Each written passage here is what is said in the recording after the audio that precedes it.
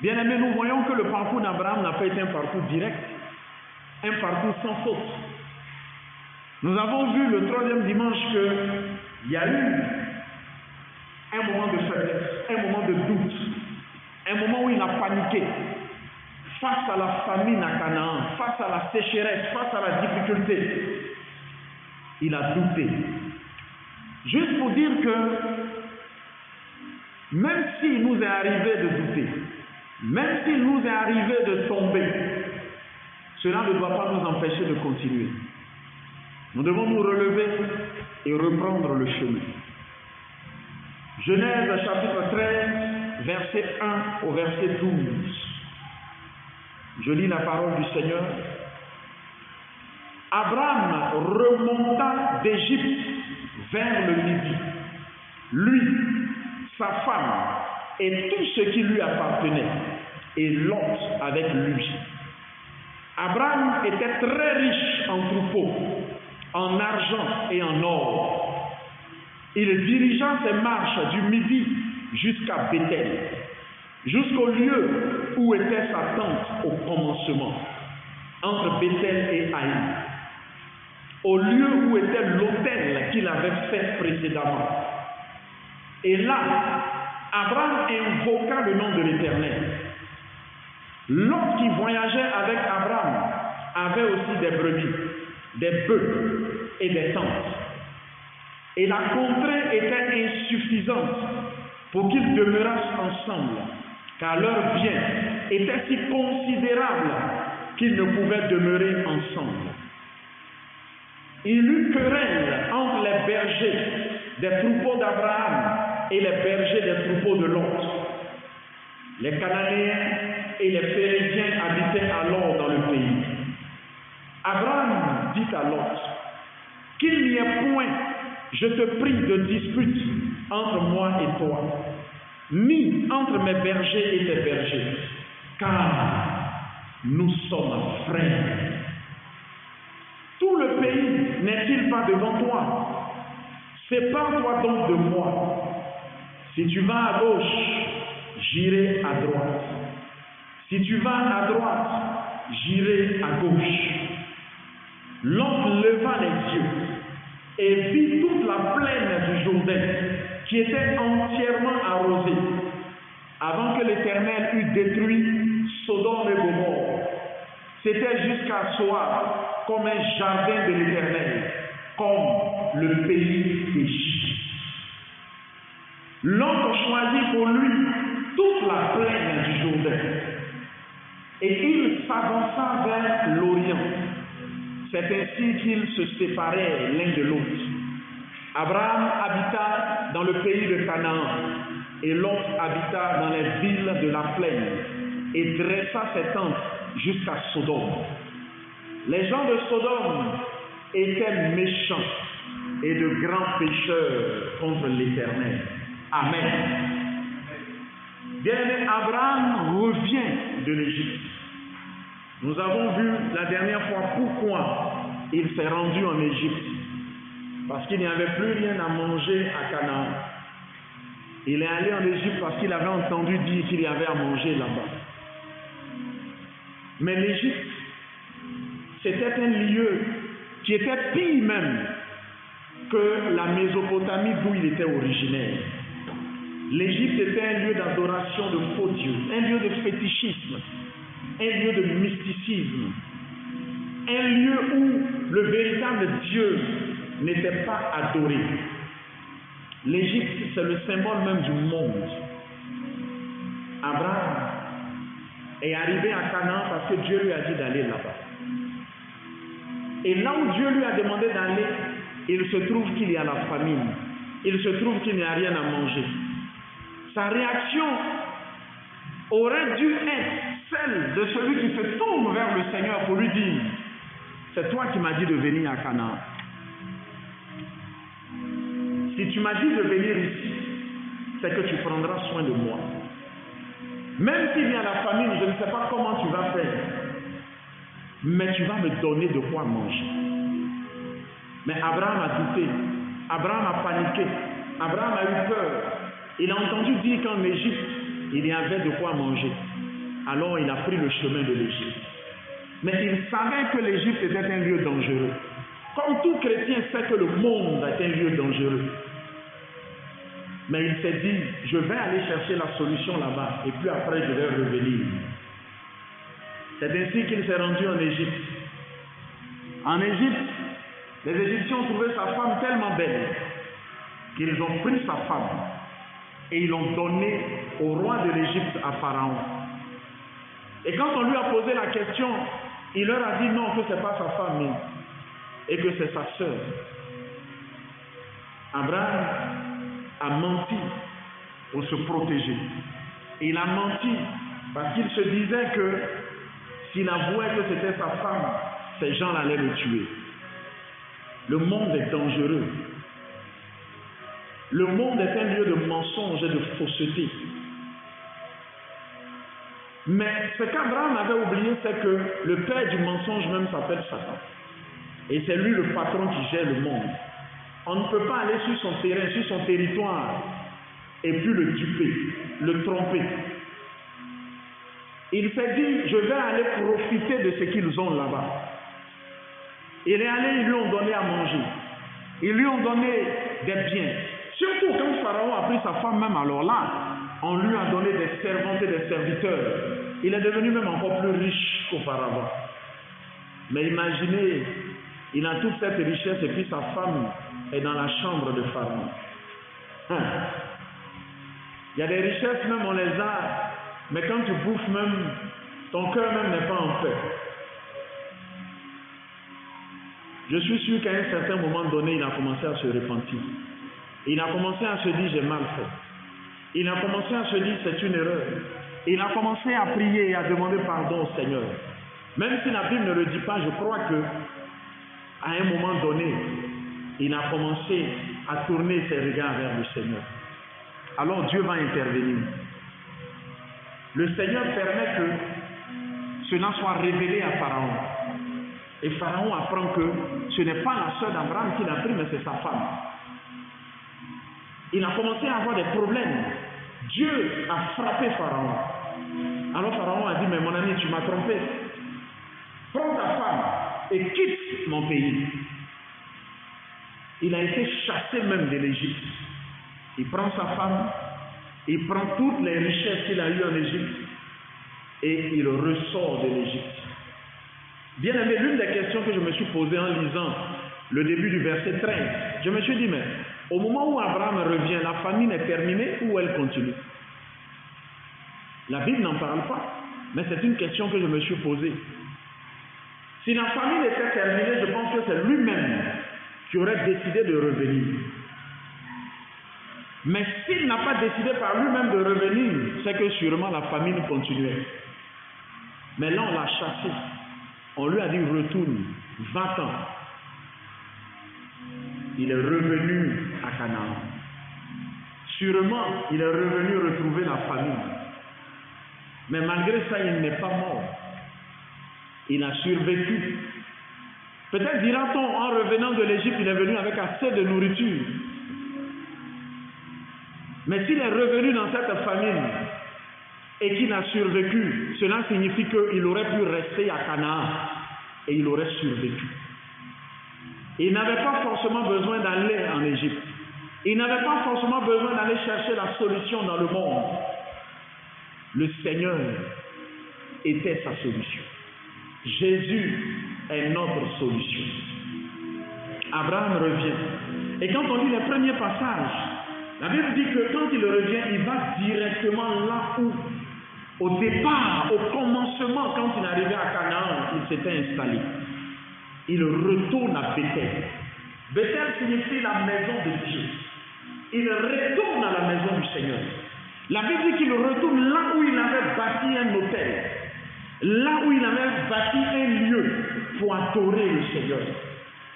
Il retourne et il invoque le nom de l'Éternel. Il retourne et il se met à prier le Seigneur.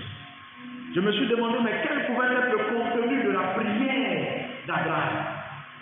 Bien aimé, je suis sûr que quand il est revenu à Bethel, quand il est revenu devant cet hôtel qu'il avait bâti, il a commencé sûrement à demander pardon au Seigneur. Je suis sûr qu'il a commencé à se repentir, à lui dire, Seigneur, j'ai mal fait. J'ai eu tort de douter de toi. J'ai eu tort d'aller en Égypte. J'ai eu tort d'aller chercher la solution ailleurs, alors que la solution était en toi. Je suis sûr que dans ses prières, il a dû dire merci au Seigneur. Il a béni Dieu, qui malgré son erreur, qui malgré son doute, qui malgré son péché, ne l'a pas abandonné, ne l'a pas lâché. Dieu est quand même intervenu pour lui, pour qu'il puisse ressortir de l'Égypte. Pharaon aurait pu le tuer, Pharaon aurait pu le faire arrêter, Pharaon aurait pu se débarrasser de lui, il en avait le pouvoir. Mais le Seigneur a permis qu'il ressorte de l'Égypte vivant et qu'il puisse revenir au Seigneur. Je suis sûr qu'il a pris le temps pour lui dire, papa, merci. Merci parce que tu as veillé sur moi. Merci parce que tu n'as pas permis que je meure là-bas. Tu n'as pas permis que ma femme reste là-bas. Bien-aimé, malgré son erreur, malgré son péché, parce qu'il a rebroussé chemin, parce qu'il est revenu vers le Seigneur, Dieu lui a pardonné. La repentance, c'est le fait de rebrousser chemin. La repentance, c'est le fait de revenir en arrière. La repentance, c'est le fait d'abandonner ce qui ne glorifie pas le Seigneur pour revenir auprès du Seigneur. Abraham s'est repenti. La première leçon que je veux que nous tirions ce matin est que quelle que soit l'erreur que tu peux commettre, quel que soit le péché dans lequel tu es tombé, tu dois t'en relever et revenir au Seigneur qui t'accordera son pardon. La Bible dit que celui qui cache ses fautes n'obtient pas le pardon de Dieu. Celui qui ne reconnaît pas, qui ne rebrousse pas chemin, qui ne revient pas en arrière, ne peut pas obtenir le pardon du Seigneur. Mais celui qui prend conscience de ses erreurs, qui rebrousse chemin, qui revient à Dieu, celui-là, quelle que soit la nature de sa faute, Dieu lui pardonne. Le Seigneur a pardonné à Abraham. Il est revenu à Dieu. Mais bien aimé, il faut faire attention à ne pas mal interpréter ce passage de l'histoire d'Abraham. Parce que quelqu'un pourrait lire ça et puis se dire, mais attends, si ces choses sont compliquées, je cours, je vais dans le monde, je vais chercher la solution. Et puis si tout va bien, après je reviens dans le Seigneur. Si c'est chaud, je m'en vais voir le féticheur pour trouver une solution. Et puis après, si ça va mieux, je reviens dans le Seigneur. Je viens, je lui dis, Seigneur, pardonne-moi. Je viens, je prie, je lui demande pardon. Et puis bon, Dieu va me pardonner. Bien-aimé, le Seigneur a pardonné à Abraham. Mais les conséquences de son péché, là, Abraham va les supporter. Vous allez voir dans la suite, au fur et à mesure qu'on va avancer dans l'étude de sa vie, vous verrez que ce séjour en Égypte va créer énormément de problèmes à Abraham. L'erreur qu'il a commis, le péché qu'il a commis, certes Dieu lui a pardonné, mais il va en assumer les conséquences. C'est comme quelqu'un qui s'en va voler. On t'attrape, on va te déposer à la maca, et puis tu te répands. Tu dis, Seigneur, je te demande pardon. Et le Seigneur dit, je t'accorde mon pardon. Dieu t'a pardonné. Mais est-ce que le directeur de la maca va ouvrir les portes pour que tu sortes? Tu ne sortiras pas. Tu vas assumer les conséquences de ce péché. Jusqu'à ce que ta peine soit finie, avant que tu ne sortes. Quelqu'un va voler, on l'attrape, et les gens te tabassent bien. Tu dis, Seigneur, je me répands. Oh oui, Dieu te pardonne. Mais tes dents, ils ont enlevé là. Ils ont enlevé. Amen. Tu auras assumé les conséquences de ta faute. C'est pourquoi ne tentons pas le Seigneur. N'abusons pas de l'amour de Dieu. N'abusons pas de la grâce de Dieu. Ne nous disons pas Dieu est tellement amour que si ça ne va pas, je m'en vais faire telle chose qui ne glorifie pas son nom. Et puis après, je vais revenir lui demander pardon. C'est une erreur. Il peut arriver même que quelqu'un retourne dans le monde et puis il dit reste. Ce jour-là, Dieu n'interviendra pas comme il est intervenu pour Abraham. Et là, c'est une direction en enfer. Abraham revient à Canaan. Il se repent. Il demande pardon au Seigneur et il reprend sa vie. Et dans la suite des choses, il y a une situation qui va se présenter à Abraham. Il était avec son neveu Lot. Quand vous lisez en Genèse au chapitre 11, au verset 31, vous verrez que c'est le père même d'Abraham, quand ils ont quitté leur ville de Ur en Chaldée, qui a pris avec lui Lot. Lot, c'est le petit-fils de Térak. C'est le neveu d'Abraham. C'est le fils de son frère Aaron qui est décédé. Et quand ils se sont arrêtés à Charan, et que Térak est mort, et que le Seigneur s'est révélé à Abraham pour lui dire continue, Lot va suivre Abraham. Et les deux vont arriver à Canaan. Ils iront ensemble en Égypte. Ils reviendront ensemble de l'Égypte. La Bible dit que les deux sont devenus riches. Abraham est devenu très riche, mais son neveu Lot aussi est devenu riche. Et à un certain moment donné, un problème va se présenter. Il y a eu querelle, il y a eu palabre entre les bergers d'Abraham et les bergers de Lot. Ils ont commencé à faire des palabres. Et la nouvelle est arrivée auprès d'Abraham. Sûrement les bergers d'Abraham sont allés voir Abraham pour lui dire, ton neveu là, Lot là, ces bergers là nous fatiguent. Quand on envoie nos moutons ici pour manger l'herbe nette, ils envoient pour eux aussi là-bas. Quand on envoie nos bœufs au puits pour boire de l'eau, ils sont déjà là-bas. Ils nous fatiguent. Les bergers d'Abraham sûrement sont venus lui faire des rapports. Ils sont venus se plaindre des bergers de Lot. Ils sont venus se plaindre même, peut-être même de Lot lui-même. Ils ont dû dire toutes sortes de choses. Des choses sûrement négatives. Parce que quand il y a palabre, quand les gens sont en palabre, les uns, les autres ne disent pas de bonnes choses sur eux-mêmes. Celui-là m'a dit que l'autre n'est pas bon, que l'autre est comme ceci, que l'autre fait ça, que l'autre fait ci. La même chose, l'autre va le dire également. Ils sont venus dire beaucoup de choses à Abraham. Abraham les a écoutés. Abraham a pris le temps de réfléchir face à cette situation qui se présentait à lui. Bien aimé, ce qu'Abraham a vécu, c'est des choses que nous-mêmes nous vivons aussi. Parfois, quelqu'un vient te voir pour te plaindre de quelqu'un, pour se plaindre de quelqu'un d'autre. Amen. Quelqu'un vient te voir pour te dire, mais l'autre là, il n'est pas bien, il n'est pas bon. Regarde ce qu'il est en train de faire. Ce qu'il fait là n'est pas bien. Ce qu'il fait là n'est pas correct. Ce sont des situations, parfois, que nous-mêmes nous vivons. Des palabres dans des familles. Des palabres même à l'église. Au milieu même des enfants de Dieu. Il y a parfois des situations qui arrivent. Mais face à ces situations, comment est-ce que nous réagissons?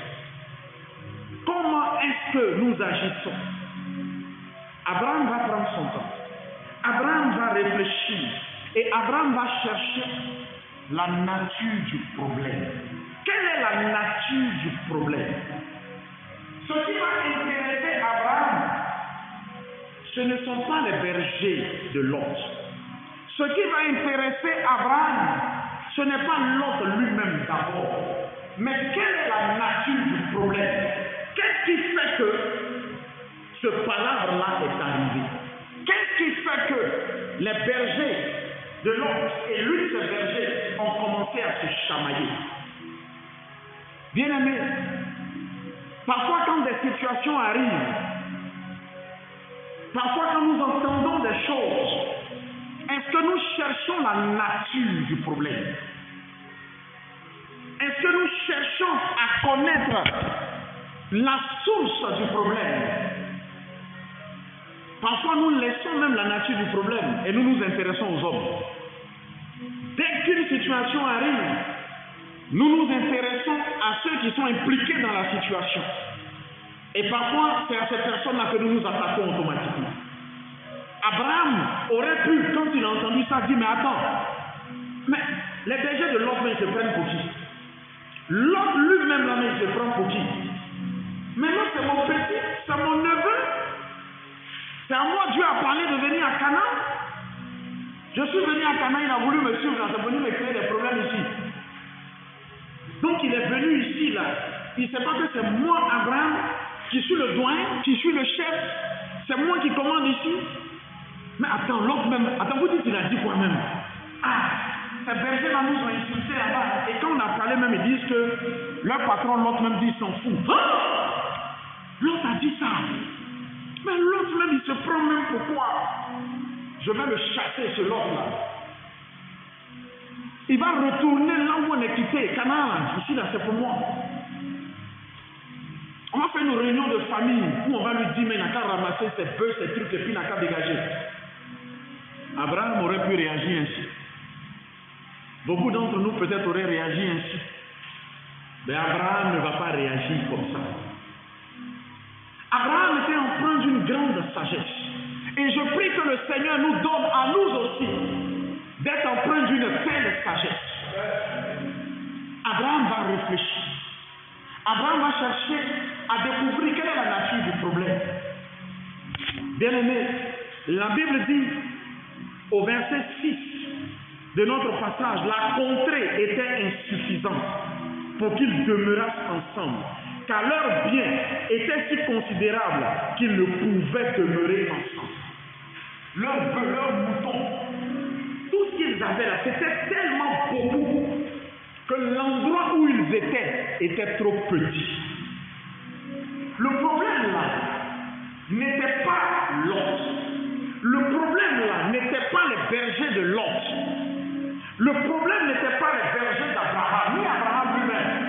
Mais le problème, c'est qu'il n'y avait pas assez d'espace. Ils avaient un problème d'espace. Donc à chaque fois, les bergers se croisaient. Ils vont au puits, ils se croisent. Le temps que celui-là fasse boire à ses animaux, l'autre attend, ça pose problème. Le temps que celui-là donne à manger aux animaux, l'autre groupe attend, ça pose problème. Abraham trouve la nature du problème. Il comprend que le problème, ce n'est pas son neveu. Le problème, ce ne sont pas les bergers. Mais le problème, c'est le manque d'espace.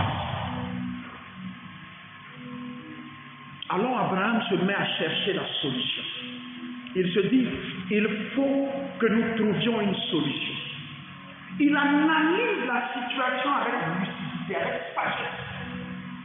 Il ne se précipite pas. Il ne se précipite pas pour juger. Il ne se précipite pas pour condamner. Il ne se précipite pas pour accuser. Il ne se précipite pas pour être en colère contre l'autre. Il garde son calme. Il analyse la situation.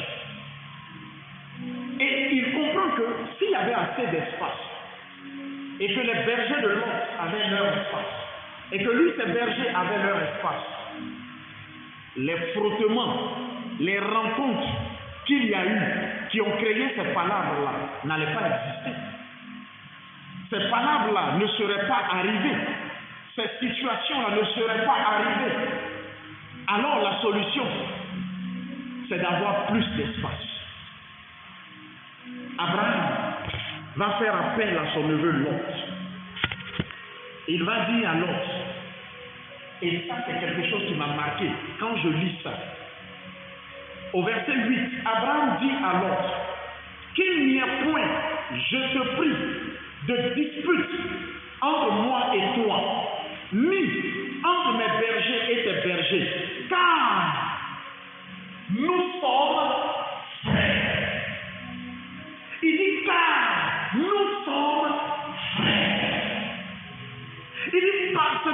sommes frères. Parce que nous sommes de la même famille. Parce que nous sommes de la même église. Parce que nous sommes frères. Il ne doit pas y avoir de palabres entre nous. Nous devons trouver une solution. Le problème, ce n'est pas toi, mon frère. Le problème, ce n'est pas toi, ma soeur. Le problème, c'est que nous n'avons pas assez d'espace. Abraham dit, nous sommes frères. Bien-aimé, avant de s'engager dans un palabre, souviens-toi que l'homme qui est en face de toi est ton frère. Avant de te lever contre quelqu'un dans l'église dans laquelle tu te trouves, souviens-toi que cette personne est ton frère, que cette personne est ta sœur. Avant de te lever contre quelqu'un en famille même, souviens-toi que cette personne-là est ton frère. Souviens-toi que c'est ton sang. Souviens-toi que le sang du Seigneur Jésus-Christ a coulé à la croix, autant pour toi que pour ton frère ou ta soeur en Christ. Ce qu'Abraham a compris, si tu le comprends, avant de t'engager dans un litige contre ton frère dans le Seigneur, tu te souviendras qu'il y a un lien entre vous. Il y a quelque chose entre vous. Et ce lien-là ne doit pas se briser à cause d'une querelle. Abraham dit à Lot, il dit, nous sommes frères. Nous avons quelque chose en commun. Ce qui est en train d'arriver est une œuvre du diable. C'est un problème, une situation normale qui est arrivée. Mais le diable est en train d'utiliser cette situation. Utiliser cette situation pour nous diviser. Utiliser cette situation pour nous mettre en conflit. Le diable est en train d'utiliser cette situation pour nous amener à nous voir comme des ennemis. Le diable est en train d'utiliser cette situation pour que nous nous divisions. Abraham a analysé les choses avec sagesse. Oh, beaucoup de chrétiens tombent dans le piège du diable. Beaucoup d'enfants de Dieu tombent dans le piège du diable. Il suffit d'une petite situation. Il suffit d'un mot, d'une phrase. Il suffit de quelque chose qui arrive et c'est fini. On a la haine pour notre frère en Christ. On a la haine pour notre soeur en Christ. On a la haine pour notre propre soeur, pour notre propre frère de sang. On a la haine pour l'autre. Il suffit que quelque chose arrive et c'est fini. On se met à détester l'autre. Oh, on vient à l'église. On vient louer le Seigneur, adorer le Seigneur. Mais celui qui est assis de l'autre côté, on le hait. Il nous énerve. Il ne me plaît pas parce qu'il agit de telle ou telle façon. Il ne me plaît pas parce qu'il se comporte de telle ou telle façon. Il m'énerve. Beaucoup d'enfants de Dieu tombent dans le piège même du diable. Avant que tu ne haïsses ton frère, avant que tu ne le détestes, au point que tu préfères être loin de lui, bien-aimé, souviens-toi que vous êtes frères. Souviens-toi que vous avez accepté le même Jésus. Attends, quand nous allons aller pour l'éternité auprès du Seigneur, pour l'éternité auprès de notre Père, imagine que tu es sauvé. Imagine que celui avec qui tu faisais les palabres dans l'église aussi est sauvé. Et que vous vous retrouvez pour l'éternité auprès de votre Père. Vous allez faire comment? Lui sera à gauche de Dieu et toi tu seras à droite de Dieu. Et puis tu le regardes, lui aussi est arrivé. Et lui aussi tu es arrivé. Lui aussi est arrivé. Lui même s'il est convaincu même. Comment Dieu a permis que lui n'arrive ici? Attendez, là-bas là, on va aller faire ça. Mais si on a commencé ici, ça veut dire que c'est ce qu'on doit aller faire là-bas. Or là-bas on ne fait pas ça. C'est pour dire que quand, de toute façon, on a commencé ça ici, là, c'est en enfer, on va aller continuer. Parce que c'est en enfer que ça se passe. C'est en enfer que la haine existe. C'est en enfer que la colère qu'on ne pardonne jamais existe. C'est en enfer. C'est en enfer qu'on déteste. C'est en enfer qu'il y a la division. Pas dans le Seigneur. Abraham a dit à Lot, il dit, nous sommes frères, qu'il n'y ait pas de dispute entre nous. Bien-aimés, nous sommes frères et sœurs, qu'il n'y ait pas de dispute entre nous. Qu'il n'y ait pas de dispute entre toi et ton frère, entre toi et ta sœur. Qu'il n'y ait pas de palabre entre nous. Si nous laissons le diable entrer au milieu de nous, si nous laissons le diable nous conduire, si nous laissons le diable nous orienter, nous tombons dans le piège qu'Abraham a évité. Abraham aurait pu tomber dans ce piège, il aurait pu s'énerver, il aurait pu se mettre en colère, il aurait pu imaginer toutes sortes de choses, il aurait pu imaginer toutes sortes de choses sur l'autre. Le diable aurait été heureux. Mais bien aimé, quand vous lisez la suite, on le verra, vous allez voir que quand ils vont se séparer, des temps après, il y aura une guerre à Canaan. Des armées vont arriver et ils vont prendre l'autre, ils vont enlever l'autre et partir avec l'autre. Et vous savez qui ira le sauver? Abraham. C'est Abraham qui ira le sauver. Bien après ça même encore, le Seigneur enverra des anges pour détruire Sodome et Gomorrhe. Or, Lot habitait à Sodome. Qui intercédera encore pour Lot? Abraham. Celui avec qui tu es en train de faire des querelles, celui avec qui tu es en train de faire des palabres, peut-être que c'est lui qui doit intercéder demain pour toi. Peut-être que c'est lui qui sera l'instrument pour te sauver demain. Tu ne le sais même pas. Tu n'en as même pas conscience. Et tu es quelqu'un. Et tu préfères être loin de quelqu'un. Il n'a qu'à rester dans son coin. Ce Lot-là, il est trop compliqué, il est bizarre. Parfois même, il y a des situations qui n'existent pas. On regarde le regard de l'autre, on regarde le geste de l'autre, on regarde sa manière de sourire, on regarde sa manière de faire, et déjà on imagine toutes sortes de choses. Bien-aimés, ne tombons pas dans le piège du diable. C'est une erreur dans laquelle Abraham n'est pas tombé. Abraham dit, nous sommes frères. Il ne faut pas qu'il y ait de dispute entre nous. Il ne faut pas que nous donnions l'opportunité au diable de nous diviser. Il faut que nous trouvions une solution. Il n'y a pas assez d'espace. Alors voilà ce que nous allons faire. Abraham lui dit, regarde, le pays est grand. Si tu décides d'aller à droite, moi j'irai à gauche. Ce qu'on va faire, on va se séparer. Comme ça, ça va nous permettre d'avoir plus d'espace. L'autre va écouter Abraham, et l'autre va lui dire, oui, c'est vrai ce que tu dis. Ce qui est intéressant, c'est que l'autre, lui non plus, n'a pas réagi de la mauvaise façon. L'autre, lui non plus, n'est pas tombé dans le piège de l'ennemi. L'autre va s'entendre avec Abraham. Ils vont décider de se séparer. Bien aimé, il y a une différence entre la séparation et la division. La séparation, c'est quand on s'entend.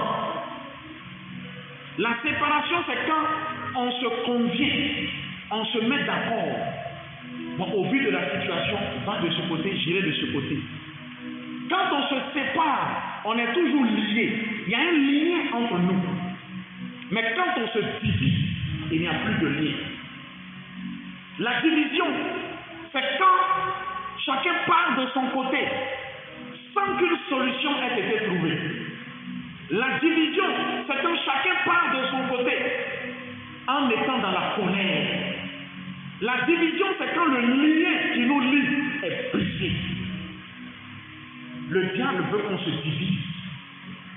Le diable veut que le lien qui nous lie soit brisé. Mais Abraham et Lot vont s'entendre pour que ce lien-là demeure. Pourquoi? Parce qu'ils sont frères. Ce qui les lie, c'est qu'ils ont le même père. Ils sont frères. Et ils vont rester frères. Ils trouvent la solution. Évitons les paroles. Voici ce que nous pouvons faire. Bien-aimés, comment réagissons-nous face à certaines situations? Il y a des paroles parfois qui commencent entre enfants. Et puis après, ça prend les parents. Vous n'avez jamais vu ça? Dans une famille, c'est-à-dire, peut-être un cousin, une cousine commence à faire palabre, c'est fini. La maman du cousin, le papa de la cousine aussi entrent en conflit. Les bergers d'Abraham ont commencé à faire palabre. Mais Lot et Abraham n'ont pas fait palabre. Ils se sont entendus pour conserver le lien de la fraternité parce qu'ils sont frères. Ils se sont entendus pour trouver une solution au palabre qu'il y avait entre leurs bergers. Parfois, au lieu même de chercher des solutions, ce qu'on fait, c'est qu'on prend parti. Quand il y a un conflit, même parfois au milieu de nous, on prend le parti de l'un. Ah, mais non, c'est ce qu'il a fait. On devrait faire des choses comme ça. Il n'est pas bien, hein? Et on devient ton supporter. Et d'autres aussi deviennent le supporter de l'autre. Et chaque groupe maintenant se regarde en chien de faïence. Au lieu d'être le supporter, sois celui qui cherche la solution. Sois celui qui reste au milieu et qui travaille à conserver le lien. Qui travaille à ramener ceux qui sont dans le conflit à retrouver la paix. Bien-aimé, la Bible dit dans le psaume 35 au verset 27. Psaume 35, verset 27, la Bible dit que le Seigneur, pour nous qui sommes ses enfants, pour nous qui sommes ses serviteurs, ce qu'il veut, c'est que nous vivions en paix. Mais ce que le diable, lui, veut, c'est que nous soyons toujours dans les conflits, dans les palabres. Le diable veut que tu sois toujours en train de te quereller avec des personnes. Il veut que tu sois toujours en train d'haïr des personnes, en train de détester des personnes. Le diable ne veut pas que tu sois en paix.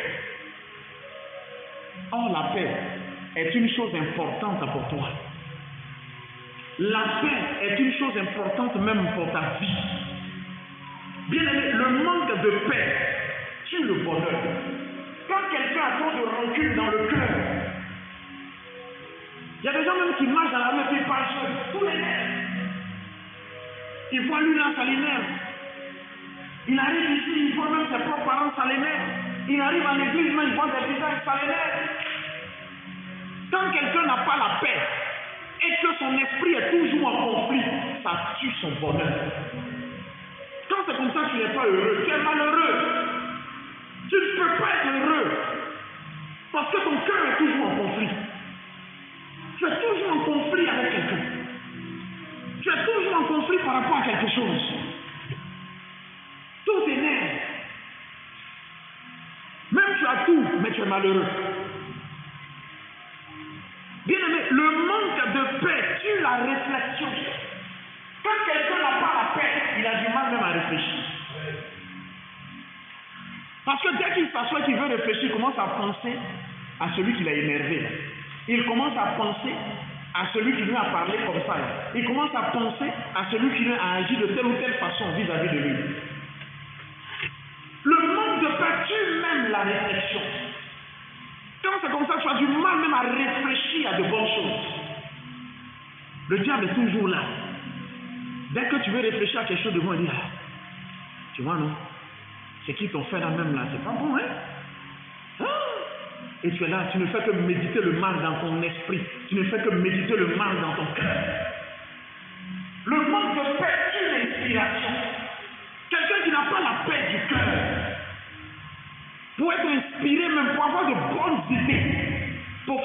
chose, il n'en aura pas.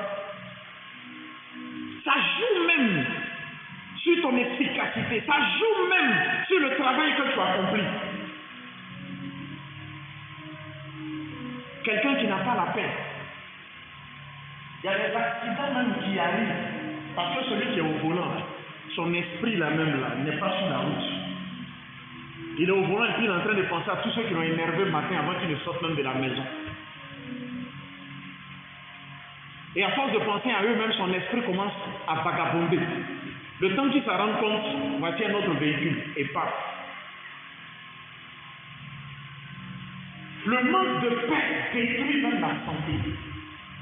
Le verset dit que quand dans ton cœur il y a trop de rancune, tu es là, tu es toujours fâché contre des gens, ça fait que ton cœur commence à mal fonctionner. Ta tension commence à monter. Tu commences à avoir des problèmes, même le diabète. Tu ne fais pas attention un matin, ton cœur risque de s'arrêter. On va dire les sorciers t'ont tué. Non, ce n'est pas les sorciers. C'est toi-même qui t'es suicidé. Bien-aimé, recherchons la paix, recherchons la paix. Hébreux 12, verset 14 dit, recherchez la paix avec tous. Recherchez la paix avec tous. Recherchons la paix avec tous ceux qui sont autour de nous.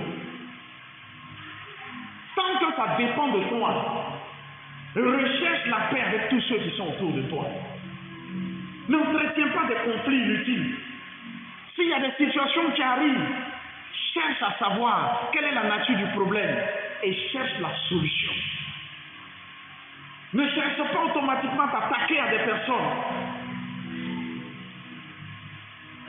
Fuis le conflit et cherche la paix, cherche la solution. Nous devons apprendre à être sages comme Abraham. La Bible dit en Galates, au chapitre 5, au verset 20, que la querelle, les palabres, c'est une œuvre de la chair.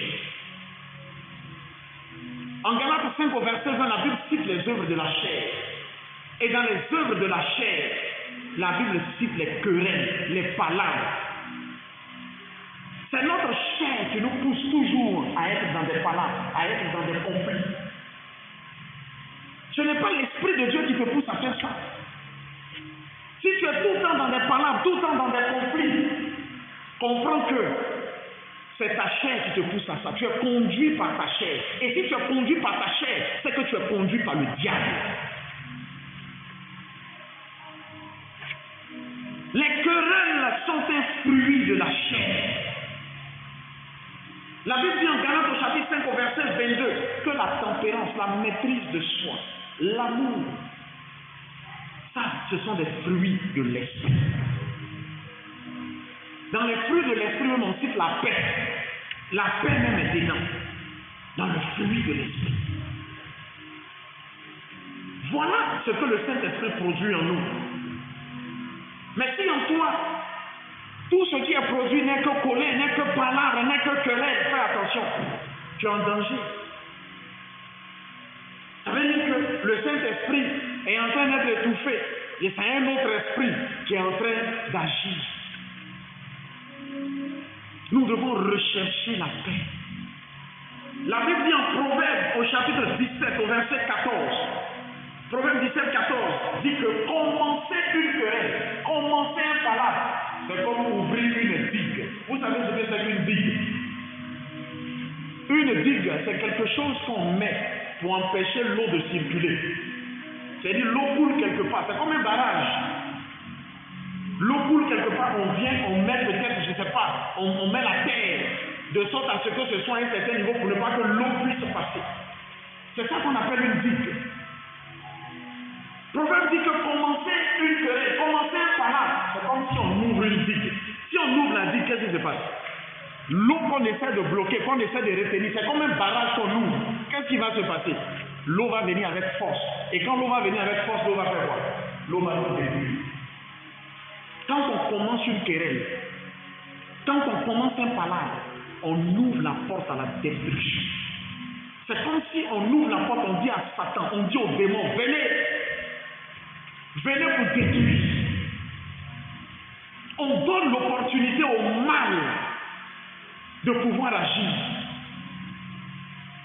C'est pourquoi, avant de commencer une querelle, avant de te lancer dans un palabre, calcule bien et réfléchis bien.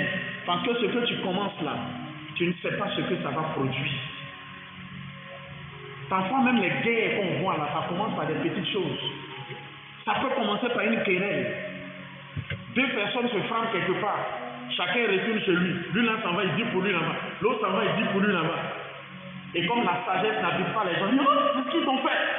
Alors, ce n'est plus une personne, ça devient deux groupes. Après, ça devient deux villages. Après, ça devient deux régions. Et pour finir, le pays en feu et à sang.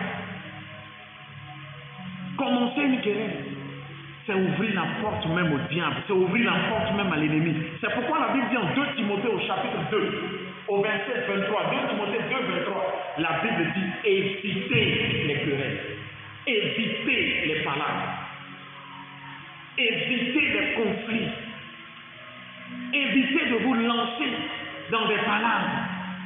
La Bible nous commande d'éviter cela. La Bible dit en Proverbe au chapitre 16, au verset 28. Quand je lis ça, ça me fait rire.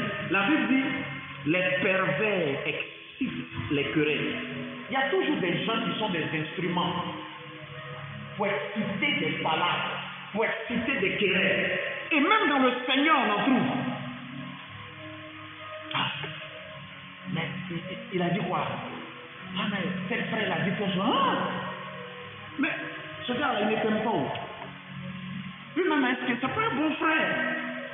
Son comportement, la même sa façon de faire, mais il est mauvais.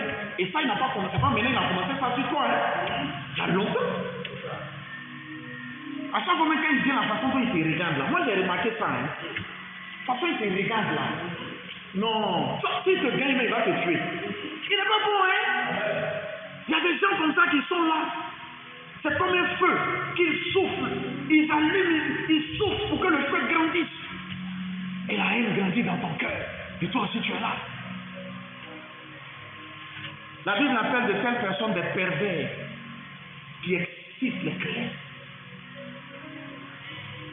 La Bible dit, dans le même passage, le rapporteur divise des amis. Il y en a comme ça qui travaillent même à séparer, à diviser même des personnes. Parce qu'ils vont venir dire telle chose à telle personne. Et ça fait tellement mal à la personne. Et la personne aussi manquant de sagesse va réagir d'une certaine manière. Et en réagissant de cette façon, la personne brise le lien. Et il y a division. Mais bien aimé, toute personne qui agit ainsi travaille pour qui? En agissant ainsi, nous ne travaillons pas pour le Seigneur. En agissant ainsi, nous travaillons pour le diable. Et celui qui travaille pour le diable, il va se retrouver où? Bien aimé, ne soyons pas des serviteurs ou des servantes du diable. Soyons des serviteurs, des servantes de Dieu. Soyons de ceux qui cherchent à arranger, de ceux qui cherchent à calmer les situations, de ceux qui cherchent à trouver des solutions, de ceux qui cherchent à ramener la paix. Tu vois deux frères qui sont en conflit, cherche à trouver la solution. Tu vois des sœurs qui sont en palabre, cherche à trouver la solution. Ne sois pas celui qui vient encore ajouter le feu. Ne sois pas celui qui vient encore ajouter des braises. Ne sois pas un instrument du diable. Abraham et Lot vont agir comme des personnes sages, comme des personnes animées par l'Esprit de Dieu. Ils vont chercher la solution pour ne pas qu'il y ait division. La Bible dit en 1 Corinthiens au chapitre 1 au verset 10, 1 Corinthiens 1 dit qu'il n'y ait pas de division au milieu de vous. Qu'il n'y ait pas de division au milieu de vous.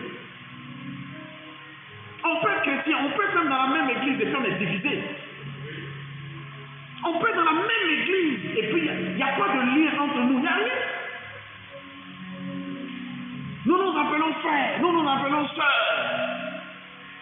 Mais si nous nous appelons frères et sœurs, ça veut dire qu'il y a un lien de fraternité entre nous. Mais il y en a même pour qui ce lien n'existe pas. On peut être dans l'église de Dieu et puis l'autre là, on ne le considère même pas comme notre frère. On ne le considère même pas comme notre sœur. Le Seigneur dit qu'il n'y a pas de division au milieu de vous. S'il y a des divisions au milieu de vous, c'est que le diable est entré au milieu de vous. C'est l'amour de Dieu qui doit régner au milieu de vous. C'est la paix qui vient de Dieu qui doit régner au milieu de vous.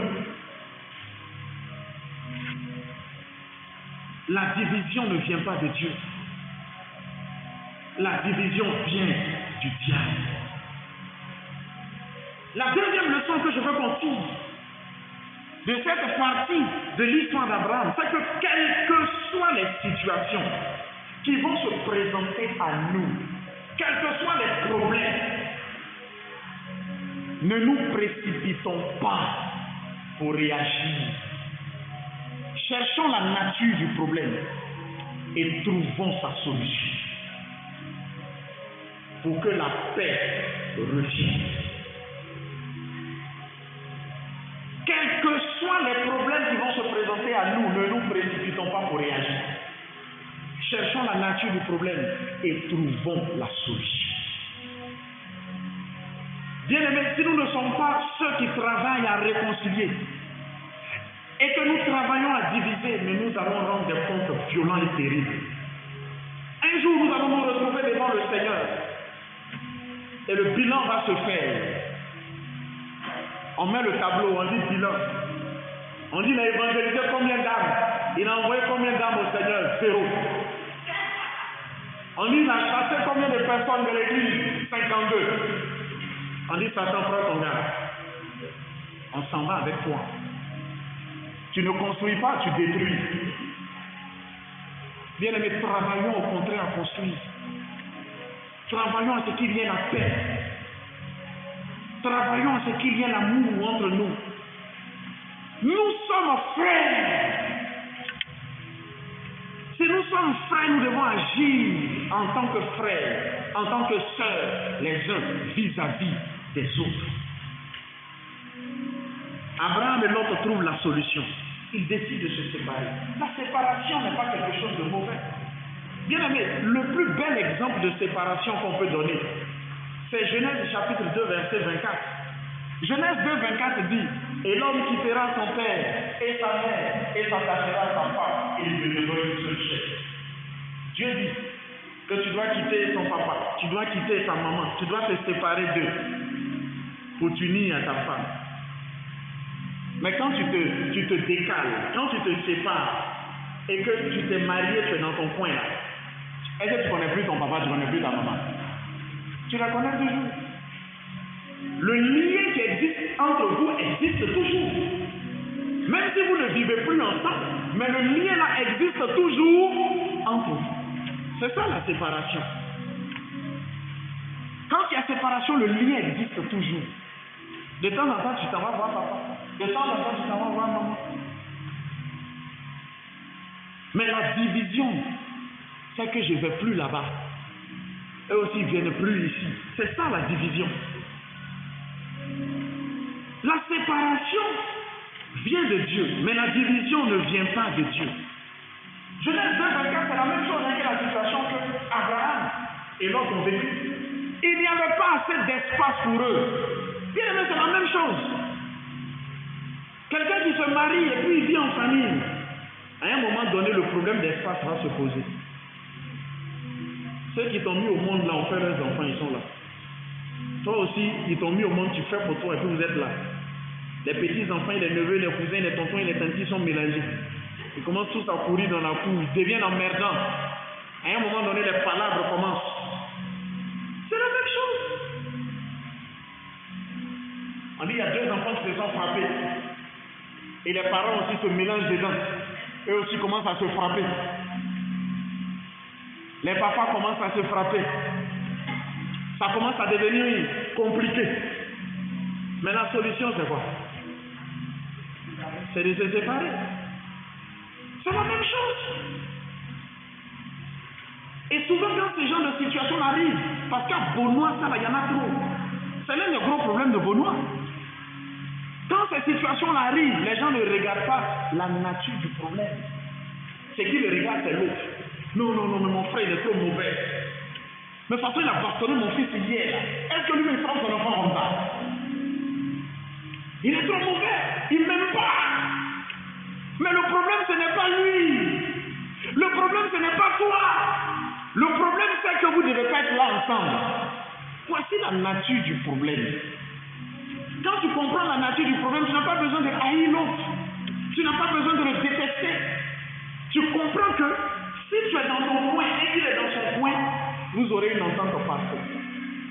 Vous n'avez pas remarqué ça? Quand tu es dans ton coin, les autres sont dans le temps dont vous prenez entre vous. Vous posez bien, c'est intéressant comme ça. Tu es chez toi, ils sont chez eux, de temps en temps vous prenez, ils viennent te voir, vous partez les voir, c'est intéressant. Mais vivez ensemble, vous allez voir. C'est là que vos bergers et leurs bergers vont commencer à faire palabre. C'est là que ta femme et la femme de l'autre vont commencer à faire palabre. Et l'enfant de l'autre et de l'autre vont commencer à faire palabre. Bien aimé, face à n'importe quel problème, il faut chercher la nature du problème. Il ne faut pas chercher directement à s'attaquer. C'est ce qui fait qu'on n'arrive pas à résoudre souvent les problèmes. Parce qu'au lieu de chercher la source, on ne cherche pas. Ce qui nous intéresse, c'est l'autre, c'est l'homme, c'est ce qu'il a dit là. Mais il a dit ça pourquoi? Quand on trouve la nature du problème, on résout tout. Il n'y a plus conflit. En temps normal, on devrait se dire, nous sommes frères. Il ne doit pas y avoir de palabres entre nous. Ce qui nous fatigue là, c'est parce qu'on est nombreux et on est coincé dans le petit coin ici. Donc ce qu'on va faire, il faut qu'on trouve une solution. Pour qu'un autre groupe soit quelque part ici et l'autre groupe soit ici. Si on fait ça, on aura trouvé la solution. Voici la sagesse.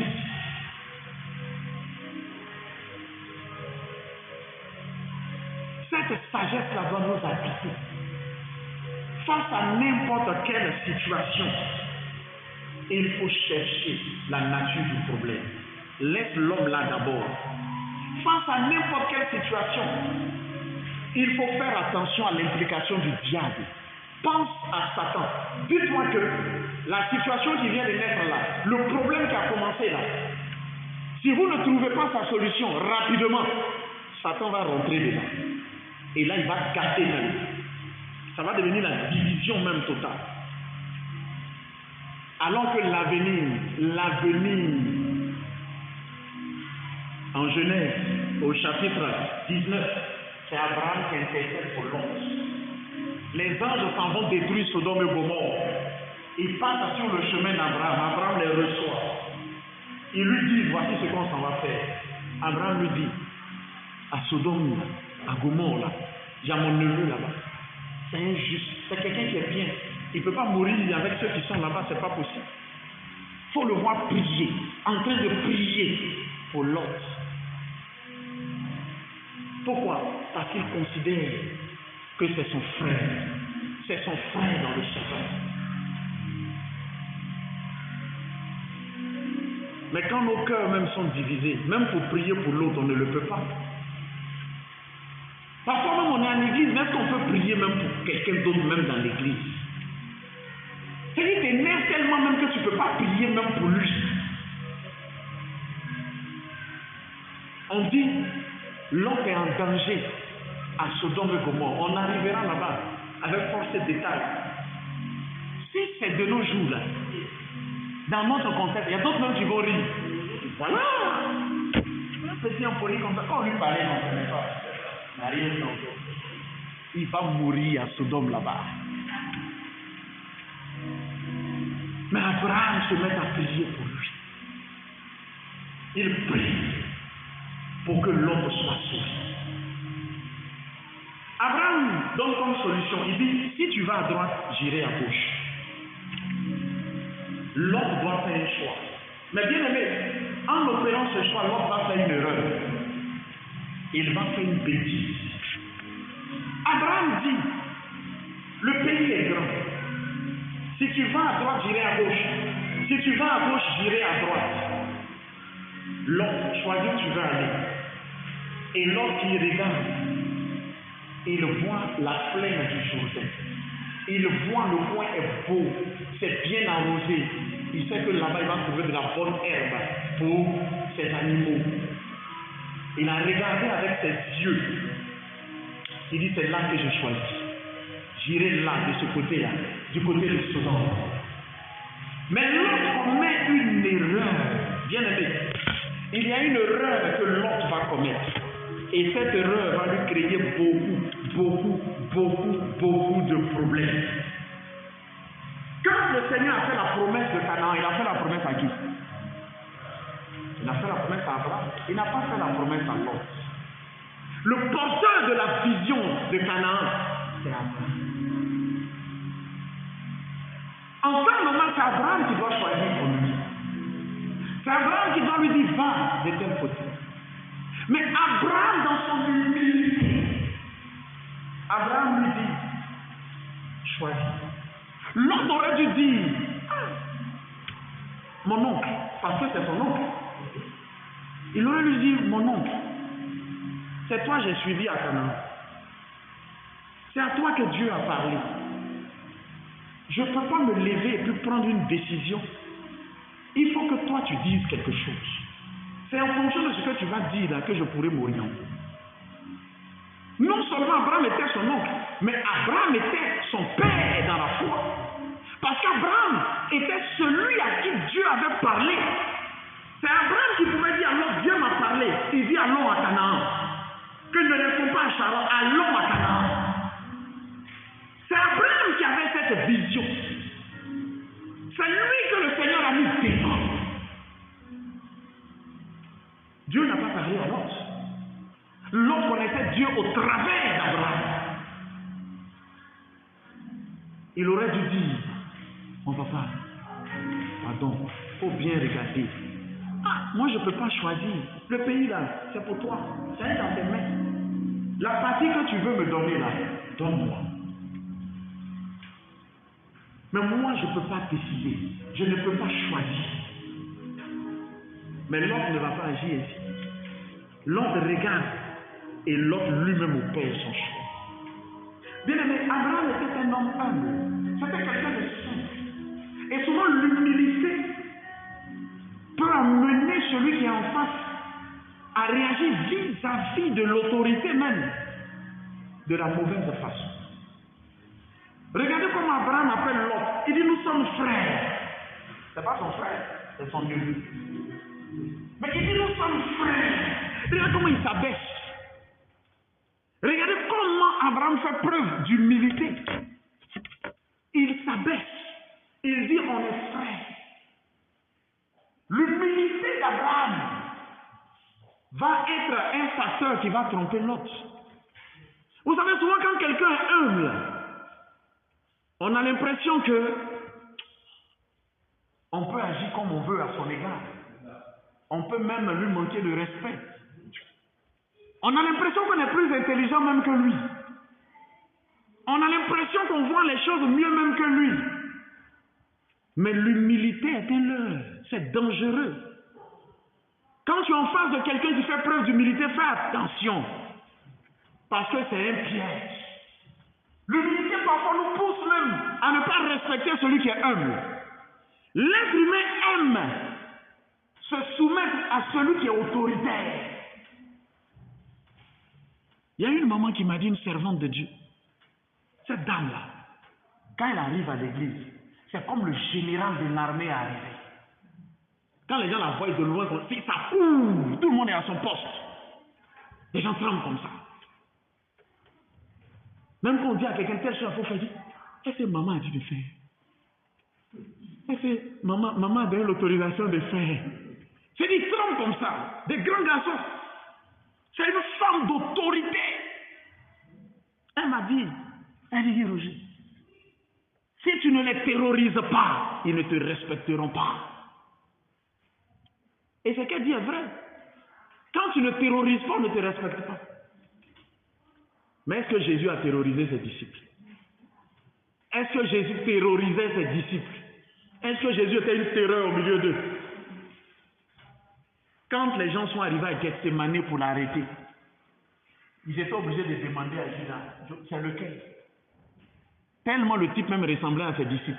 Ils étaient mélangés, ils étaient là. On n'arrivait même pas à le distinguer. Il a fallu que Judas vienne le désigner. Il s'asseyait à table avec ses disciples. Ils mangeaient même ensemble. C'était quelqu'un qui était simple. C'était quelqu'un qui était humble. Et cette humilité l'a amené Judas à se dire qu'il est plus malin même que lui. Il s'est dit, le gars là, il déconne. Il n'a pas bien compris les choses. Je vais aller le vendre. L'humilité d'Abraham va tromper l'autre. Abraham s'est tellement abaissé que l'autre s'est cru trop intelligent. Il s'est cru trop malin. Il s'est dit que lui-même pouvait opérer le choix mieux qu'Abraham. Alors il regarde avec ses yeux et il choisit la plaine qui va vers Sodome. L'autre n'a pas prié. Il n'a pas demandé à Dieu. L'autre n'a pas demandé l'avis d'Abraham. Il a opéré son choix avec ses yeux. Bien-aimés, faisons attention même aux choix que nous opérons. Dans tous les aspects de nos vies, faisons attention. N'opérons pas des choix avec nos yeux. Ne regardons pas ce qui brille. Ce que l'autre a vu là était beau, c'était bien. Mais ça s'est situé où? À Sodome et Gomorrhe. La Bible dit que les gens de Sodome étaient méchants. La Bible dit même dans notre passage, au verset 10, on dit le lieu qu'il a choisi il était beau comme un jardin. Et ce lieu-là ressemblait à quoi? À l'Égypte. C'était comme l'Égypte. Comme l'Égypte. Or, l'Égypte, c'est le symbole même du monde, c'est le symbole même du lieu même où il y a le mal, c'est le symbole du lieu même où il y a le péché, c'est le symbole du lieu même où Dieu ne se trouve pas. Comme l'Égypte. Il a regardé la beauté du coin. Il a vu qu'il y avait de l'eau. Là-bas, il n'y aura jamais de sécheresse. Il a vu que c'était intéressant. Il a dit, c'est là que moi j'irai. Il n'a pas demandé l'avis du porteur même de la vision. Il n'a pas demandé l'avis de celui qui l'a emmené même, lui aussi, à suivre Dieu. Il a choisi. Il a décidé. Et l'autre, après tout, il est allé à Sodome. Est-ce que vous voyez Abraham le retenir? Abraham ne le retient pas. Il a opéré son choix. Abraham le laisse aller. Parfois, il est bon de laisser certains choix être vécus. Mais le choix que l'autre va opérer ne lui sera pas profitable. Dans la suite, on voit tous les problèmes qu'il va avoir. Il va y avoir la guerre. C'est lui on prend, on emmène en captivité. Et Abraham va le sauver. Il va y avoir la destruction de Sodome et Gomorrhe. Tout ce qui était à l'autre, il va tout perdre. Toutes ses richesses vont disparaître. L'autre va se retrouver à zéro. On aura l'occasion de voir la suite de l'histoire de l'autre. Il va se retrouver à zéro. Mais tout ça est parti du choix qu'il aura opéré. Nous devons faire attention aux choix que nous opérons dans nos vies. Faisons très attention. Qu'est-ce qui te pousse à opérer tel ou tel choix? Qu'est-ce qui te pousse à aller dans telle ou telle direction? As-tu prié le Seigneur? Le Seigneur t'a-t-il parlé? Es-tu convaincu que Dieu veut que tu ailles dans cette direction? Nous souffrons parce que les choix que nous opérons sont mauvais. Parfois, je change avec des chrétiens. Les gens sont malheureux, les gens souffrent, les gens ont des problèmes, les gens ont des difficultés. Et ce qui même me fait souvent rire, c'est que quand les gens ont des problèmes, c'est Dieu qu'ils accusent. Non, je ne comprends pas, pasteur, vraiment c'est trop compliqué. La vie là même, je ne sais même pas, tout ce que je fais là même n'aboutit pas, et rien ne me réussit. Quels sont les choix que tu as opérés? Quelles sont les décisions que tu as prises? Même en affaires, même dans le commerce, même pour le travail. Quels sont les choix que tu as opérés? Ce sont ces choix-là qui déterminent tout. Parfois, Dieu nous veut dans une direction, on préfère aller dans une autre. Dieu veut qu'on aille de ce côté, on dit non, nous on veut aller à Sodome. Il dit, vas-y. Et quand tu vas à Sodome, et que tout se passe mal, maintenant on dit, Seigneur, pourquoi? Pourquoi? Mais pourquoi quoi? Chaque choix génère ses conséquences. Les choix que nous opérons, ces choix-là vont générer les conséquences dans nos vies. Le Seigneur, quand il nous a créés, nous a donné ce qu'on appelle le libre arbitre.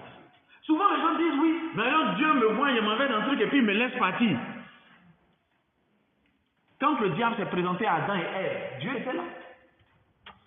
Ils avaient la possibilité de dire non, on ne mange pas de ce fruit. Mais ils en ont mangé. Ils ont utilisé leur libre arbitre, leur capacité de choisir, de décider. Dieu ne nous a pas créés comme des robots. Il nous a créés de sorte à ce que nous puissions opérer des choix. Quels sont les choix que nous opérons? Comment nous opérons ces choix? Bien aimé, les choix de vie que nous opérons, ces choix-là déterminent notre vie. Et quand tu as opéré le choix, tu en assumes les conséquences. Il n'y a pas à faire d'après, non Seigneur, mais pourquoi c'est tout bien, pourquoi cela? Abraham lui a dit, regarde le pays. L'autre aurait pu dire, il faut que je réfléchisse. Il aurait pu aller prier. Il aurait pu aller chercher la face de Dieu. Il aurait pu même demander même à Abraham, mais selon toi, qu'est-ce que je dois faire? Mais c'est toi qui es devant moi. Pardon, aide-moi. Le pays là, c'est dans tes mains que le Seigneur l'a mis. Toi-même regarde, ce qui peut être bon pour moi là, montre-moi. Mais l'autre va regarder avec ses yeux. Nos yeux regardent ce qui est intéressant. Nos yeux regardent ce qui plaît à la chair. Mais ce qui est beau, son contenu peut être mauvais. Ce qui est brillant, son contenu peut être dangereux. Du poison peut être dans une belle bouteille. La bouteille peut être belle, mais le contenu c'est du poison. L'autre va opérer un mauvais choix. L'autre ne va pas tenir compte même de celui-même que Dieu avait mis au devant de lui. Remarquez que à partir du verset 14, qu'on n'a pas lu du verset 14 jusqu'au verset 18, le Seigneur fait quoi? Quand Lot est parti, il rappelle la promesse à Abraham. C'est comme le Seigneur en train de dire, c'est à toi que j'ai fait la promesse. Lot a opéré son choix sans tenir compte de tout ça. Dieu rappelle ça à Abraham. Il dit, c'est à toi que j'ai fait la promesse. C'est comme si Dieu est en train de dire, le choix que le petit a fait là n'est pas bon. C'est à toi que j'ai fait la promesse. Bien-aimés, faisons attention aux choix que nous opérons. Faisons attention aux décisions que nous prenons. Les choix que nous opérons, ces choix-là vont générer des conséquences. Lot a fait une erreur et cette erreur-là va lui créer des problèmes. Il a fait un mauvais choix. Il a regardé à ce que ses yeux voyaient. Il a regardé à l'humilité d'Abraham pour ne pas tenir compte de son avis. Et il s'est levé et il est allé du côté de Sodome. Bien-aimés, la troisième leçon que je veux que nous retenions, troisième et dernière leçon de cette partie de la vie d'Abraham, c'est que nous devons faire attention aux choix que nous opérons. Ne nous croyons pas plus malins que ceux à qui Dieu a confié la vision. Ne nous croyons pas plus malins que ceux que le Seigneur a mis au devant de nous. Ne nous croyons pas plus malins que les conducteurs, que les serviteurs, les servants de Dieu que Dieu a mis au devant de nous. Faisons attention aux choix que nous opérons. Cherchons parfois l'avis même de nos conducteurs spirituels. Cherchons l'avis de Dieu quand nous devons opérer des choix. Bien-aimés, voici les trois leçons que nous pouvons retenir de la vie d'Abraham au travers de ce passage que nous venons de lire. La première leçon que nous avons notée, c'est que quelles que soient les erreurs que nous pouvons commettre, nous devons nous relever, revenir au Seigneur qui nous accordera son pardon. C'est ce qu'Abraham a fait. La deuxième leçon que nous avons tirée, c'est que quels que soient les problèmes qui se présenteront à nous, nous ne devons pas nous précipiter pour réagir. nous devons chercher la nature réelle du problème et trouver des solutions. Nous devons travailler à conserver le lien entre nous, le lien de la paix, le lien de la fraternité, parce que nous sommes frères. La troisième leçon que nous avons pu faire ressortir de la vie d'Abraham au travers de ce passage que nous avons lu, c'est que nous devons faire attention aux choix que nous opérons. Faisons attention. Consultons nos conducteurs spirituels. Consultons Dieu lui-même. Faisons attention. Ne nous croyons pas plus malins, plus sages que nos aînés dans la foi. Lot s'est cru plus malin en prenant le coin qui était le plus vert et en laissant à l'oncle le coin qui était le moins vert. Il a pris ce qui semblait le plus beau et ce qui semblait le plus intéressant. Mais finalement, il a fait le mauvais choix. Que le nom du Seigneur soit béni et que le Seigneur te bénisse abondamment.